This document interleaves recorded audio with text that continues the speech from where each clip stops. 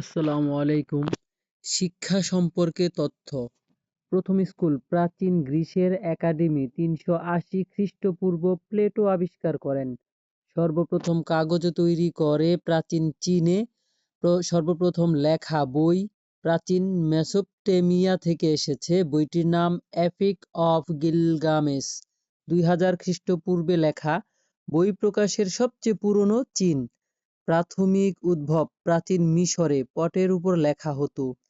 বিজ্ঞান এবং অঙ্ক শিক্ষা প্রাচীন ভারতে শুরু হয়েছিল। অনলাইন শিক্ষা বৃদ্ধি ২০২০ সালে কোভিড-১৯ মহামারীর কারণে বিশ্বব্যাপী শিক্ষার হার অনলাইনে বৃদ্ধি পায়। বই সম্পর্কে তথ্য। বিশ্বের প্রাচীনতম বই এপিক অফ গিলগামেশ। ২. সর্বপ্রথম মুদ্রিত বই বাইবেল।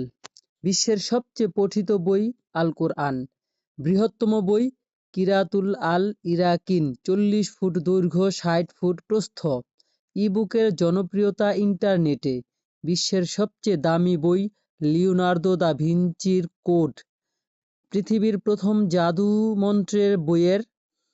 বাংলাদেশের প্রাথমিক শিক্ষা বাধ্যতামূলক আইন পাস ১৯৯০ সালে। বাধ্যতামূলক প্রাথমিক শিক্ষা চালু ১ জানুয়ারি ১৯৯৩ সালে। খাদ্যের বিনিময়ে প্রাথমিক শিক্ষা কর্মসূচি চালু ১৯৯৩ সালে।